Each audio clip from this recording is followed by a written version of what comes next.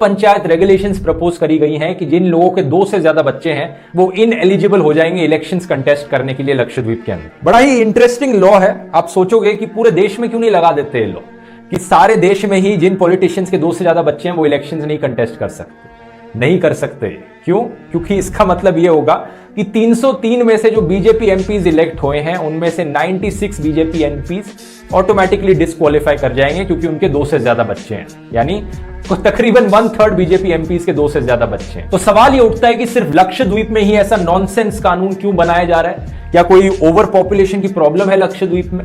पहला है draft panchayat regulation of 2021। इसमें एक आरोप है कि 2 से ज्यादा बच्चे अगर आपके होंगे तो आप ग्राम पंचायत के मेंबर रहने से डिस्क्वालीफाई हो जाएंगे। और ये कहा जा रहा है चूंकि यहाँ पे मुस्लिम पॉपुलेशन है तो ये कोई सैफरन एजेंडा है, कोई बीजेपी की बड़ी प्लानिंग है। तो आखिर मैंने इस रेगुलेशन को पढ़ा। पेज नंबर 9 पर अगर आप जाएंगे तो आपको तमाम सारे डिस्क्वालिफिकेशन के क्राइटेरिया मिलेंगे, जिसमें से एक है कि 2 बच्चों से ज्यादा होने पर आप डिस्क्वालीफाई हो जाएंगे।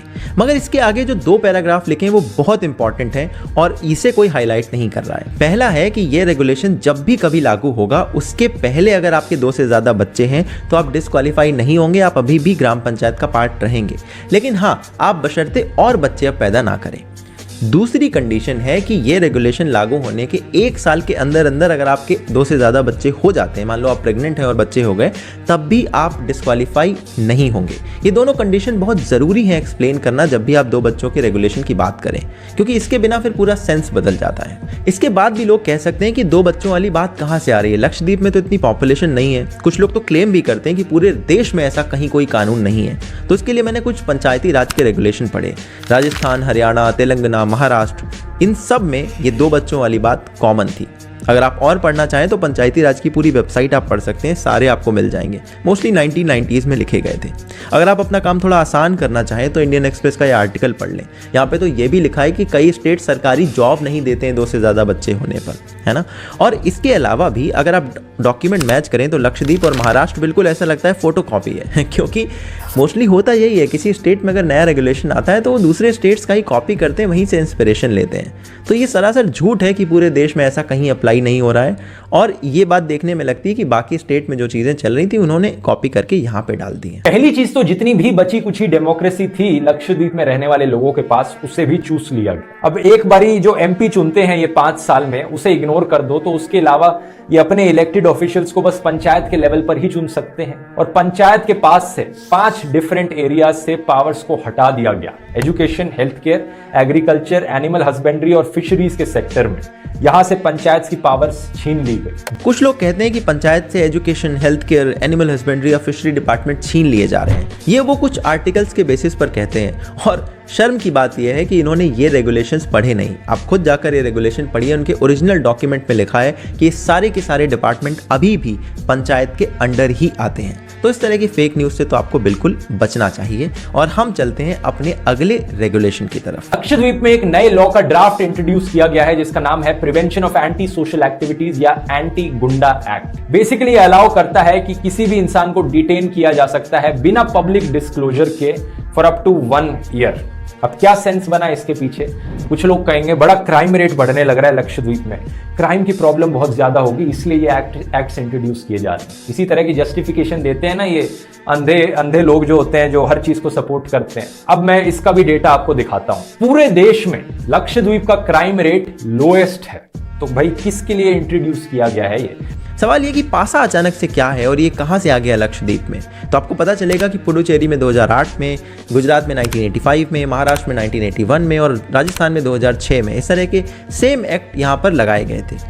और इस समय इंटरेस्टिंगली कांग्रेस पुडुचेरी में पासा का विरोध कर रही है, मगर कई स्टेट्स में कांग्रेस ही ये इस तरह के कानून लाई थी और 2 स्टेट्स में तो अभी भी रूल कर रही है जहां पर ये कानून एग्जिस्टिंग है। अच्छा, ये भी कहते हैं कि लक्षद्वीप में क्राइम रेट तो 0 है, फिर इसकी क्या जरूरत है। बट इस बात की पोल तो तमाम लोग खोल चुके हैं। 2018 में एक संस्था ने बताया था कि चाइल्ड ट्रैफिकिंग के मामले लक्षद्वीप में रिपोर्ट नहीं हो रहे हैं, इसलिए पेपर पे क्राइम कम है, असलियत में ज्यादा है।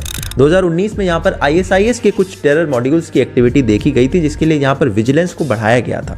इसी तरह के मॉड्यूल्स की एक्टिविटी केरला में भी देखी जाती है और चूंकि केरल और लक्षद्वीप के बीच में सीधा कनेक्शन है, इसलिए लक्षद्वीप पर और ज्यादा ध्यान देने की जरूरत सरकार को महसूस होती है। और इसी इसी साल 2021 में लक्षद्वीप के कोस्टल गार्ड्स ने AK-47 और 300 किलोग्राम हेरोइन वहां पर बरामद करी है। तो ये कहना कि यहाँ पे क्राइम नहीं है, ये शायद गलत होगा।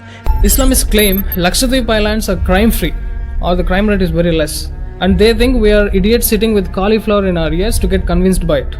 There is a significant amount of crime happening at Lakshadweep, and here's the fact: illegal berthing of foreign vessels at Lakshadweep. The Customs Department has sent reports to central government alerting about vessels suspiciously anchoring there close to Lakshadweep, which often go unnoticed by police. Whether they contain bombs, acid packets, or ammunition, or drugs, or black money, gold, diamonds, nobody knows. Isn't this a security concern? It's a serious security concern. Hence, Praful Patel tightens the law. Bigots come on street protesting against it, doesn't matter. Praful Patel ji tightens the law. Most disgraceful fact here is the number of crimes doesn't appear in the records. Nobody reported it. Crime not being reported is not an indication that there is no crime. Low IQ idiots, whom are you trying to brainwash here? NDTV reports in 2019, Lakshadweep reviews security or reports of movement of ISIS terrorists. We already know about the Sri Lankan terror attack on 21st April 2019, where 8 blasts happened in and around the Colombo, claiming over 250 lives. The Islamic State had claimed responsibility for the attack. The intelligence report said that these terrorists set to Lakshadweep Islands after that. नई Lakshadweep development authority create करी गई। ऐसा कहा जाता है कि इससे बड़े बड़े कॉर्पोरेट्स को लक्षद्वीप की जमीन बेच देना बहुत आसान हो जाएगा और वहां की जो नेचुरल बायोडाइवर्सिटी है और इकोसिस्टम है उस पर एक बहुत बड़ा खतरा पहुंचेगा। अगला और आखिरी रेगुलेशन है लक्षद्वीप डेवलपमेंट अथॉरिटी 2021। इसके तहत कहा जा रहा है कि गवर्नमेंट के पास पावर्स होंगी कि किसी भी जमीन को नोटिफाई कर सके एक्वायर करने के लिए। यहाँ का एडमिनिस्ट्रेशन कहता है कि हमने एक एक्ट को यूज करा है इसे ड्राफ्ट करने के लिए और उस एक्ट को 2013 में पास करा गया था। इस एक्ट का नाम है right to fair compensation and transparency in land acquisition, rehabilitation and resettlement act. इसके तहत उन्होंने सारे इसमें कानून लिखे हैं कि कैसे कहाँ पर लैंड एक्वायर की जा सकती है, कैसे उसको रिहेबिलिटेट करना है वहाँ के लोगों को या कॉम्पनसेट करना है। कुल 64,000 लोग हैं, हो सकता है कुछ लोग इससे प्रभावित हों क्योंकि उस लैंड को ये लोग एक्वायर करके वहाँ पर डेवलपमेंट करेंगे ताकि और टूरिस्ट को बुलाया जा सके, ऐसा एडमिनिस्ट्रेशन का कहना है। लक्षद्वीप में एक्चुअली में अल्कोहल पहले से ही बैन थी। प्रफुल्ल पटेल ने उसका उल्टा ही किया। अभी तक सिर्फ लक्षद्वीप के एक आइलैंड के एक रिजॉर्ट पर एक शराब का ठेका था। अब प्रफुल्ल पटेल ने इन रिस्ट्रिक्शंस को हटा दिया और परमिशन दे दी कि और शराब के ठेके खुल सकें लक्षद्वीप के आइलैंड्स पर। अगला है कि पूरे लक्षद्वीप में जगह जगह पर शराब के ठेके खोले जा रहे हैं। ये बड़ी बेवकूफाना वाली फेक न्यूज लगती है। देखिए, अगर पूरे आइलैंड में ज़्यादातर मुस्लिम पॉपुलेशन है, अभी तक वहाँ पर शराब की बिक्री नहीं होती थी क्योंकि धार्मिक तौर पर वो लोग शराब नहीं पीते, तो अब वहाँ पर ठेके खुलवाने का क्या मतलब हुआ? कौन खोलेगा? कौन इतना होशियार होगा?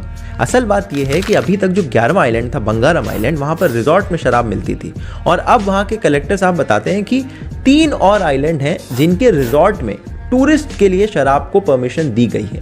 जगह जगह पर ठेके खुलवाने जैसी कोई बात नहीं है, तो ऐसी फेक न्यूज़ आप प्लीज़ थोड़ा सा अवॉइड करें। अब एक लक्षद्वीप में बीफ बैन लगा दिया गया है। अगर आपको नहीं पता, लक्षद्वीप में रहने वाले लोगों का जो कल्चर है वो मलयाली कल्चर से, केरला में रहने वाले लोगों के कल्चर से काफी सिमिलर है। तो वहां पर लोग बीफ खाते हैं ट्रेडिशनल। तो जबरदस्ती, मतलब जब पता है कि वहां रहने वाले लोगों को के कल्चर का ये पार्ट है, फिर भी उन पर एक बीफ बैन थोपा जा रहा है। दूसरा है एनिमल प्रिजर्वेशन रेगुलेशन। इसको लेकर लोग कहते हैं कि ये एक तरह का बीफ बैन है यहाँ पर, लेकिन अगर आप ध्यान से पढ़ें और इसमें क्या लिखा गया है वो पढ़ें तो आपको ज़्यादा अच्छे से समझ में आएगा। इसके अंदर लिखा गया है कि अगर आप कोई भी जानवर को स्लॉटर करना चाहते हैं वहाँ पर, तो आपको लोकल अथॉरिटी से रिटन परमिशन लेनी होगी। लोकल अथॉरिटी आपके एनिमल को जज करेगी, फिर आपको परमिट देगी, is it fit to be slaughtered. ये परमिट आपको तब नहीं देगी जब बहुत सारी इसमें कंडीशन लिखी हैं जो मैच ना होती हो। उनमें से एक कंडीशन है कि अगर एनिमल है काऊ, काफ, बुल या बुलक, तो आपको परमिशन नहीं मिलेगी। और इस तरह के कानून बनाने का बेसिस हमारे कॉन्स्टिट्यूशन के आर्टिकल नंबर 48 से आता है, जहां पर काउ स्लॉटरिंग को रोकने के लिए आप कानून बना सकते हैं। पहले तो कॉन्स्टिट्यूशन असेंबली की डिबेट में कहा गया था कि इसको एनफोर्सेबल करते हैं, लेकिन फिर कहा गया कि चलिए छोड़िए, इसे डायरेक्टिव रखते हैं ताकि अपने अपने लोग कानून बना सकें, हर स्टेट वाले। अब मोस्टली हमारे स्टेट ने कानून बना लिए हैं, लक्षद्वीप ने भी उसी तरह का कानून बनाया है। और टेक्निकली इसे आप बीफ बैन अगर कहें तो पूरी तरह से सही नहीं होगा, क्योंकि बीफ अगर आप रेफर करें तो मोस्टली भैंस या भैंसे से रेफर किया जाता है, काऊ या काफ कोई रेफर नहीं करता है, एटलीस्ट इंडिया में।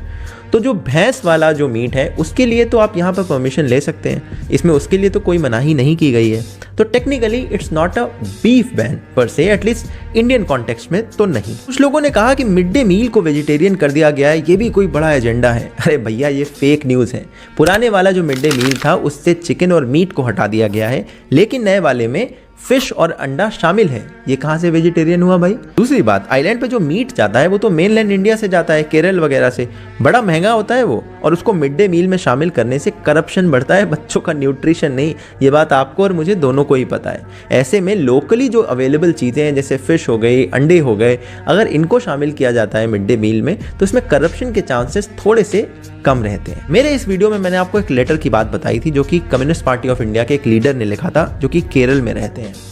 चूंकि इस लक्षद्वीप की पूरी कंट्रोवर्सी में जितना भी डिस्कशन मैंने देखा है वो उस लेटर के बेसिस पर हो रहा है, और मोस्टली उसके अराउंड जो थ्रेड लिखे गए या जो भी आर्टिकल पब्लिश हुए वो ही आपको दिखाए जा रहे हैं, जिसके चक्कर में आप तक तमाम सारी फेक न्यूज़ फैली है, डाइल्यूटेड बातें पहुंची हैं। तो मेरा इस पूरे वीडियो के जरिए पर्पस था कि आपको एक्चुअल रेगुलेशंस बताऊं, उसके आसपास का कॉन्टेक्स्ट बताऊं, वो चीज़ें कहाँ से आती हैं, कैसे आती हैं। उम्मीद है आपको इस तरह की वीडियोस पसंद आते होंगे। अगर आते हैं तो आप नीचे पैट्रियन पर हमें ज्वाइन करें, वहाँ पर आप सपोर्ट कर सकते हैं, डायरेक्टली हमसे कनेक्ट कर सकते हैं, फीडबैक सजेशन सारा कुछ दे सकते हैं डायरेक्टली मैसेज करके। तो चलिए, उम्मीद है आपसे फिर मिलूंगा अगले वीडियो में। तब तक के लिए अपना ध्यान रखिएगा। जय हिंद, वंदे मातरम। जरा सोचकर देखिए इन सब चीजों के बारे में और अपनी आवाज उठाइए लक्षद्वीप के लिए। उम्मीद करता हूं ये वीडियो इंफॉर्मेटिव लगा होगा दोस्तों। मिलते हैं अगले वीडियो में। बहुत बहुत धन्यवाद। खत्म, bye bye, tata, good bye, गया। हमने तो कुछ किया ही नहीं, हम तो हैं ही खराब। हम तो सुबह से शाम तक आरोप लगाते रहते, केजरीवाल तो पैदाइश ही खराब है। हम गधे। आप सही बोल रहे हैं। ये क्या आइटम है? ये क्या आइटम है? इस क्लिप को आप अपने 10 दोस्तों को जरूर दिखाइए। ये क्लिप आप सबको दिखाइए और सबको बताइए कि अब हम गधे।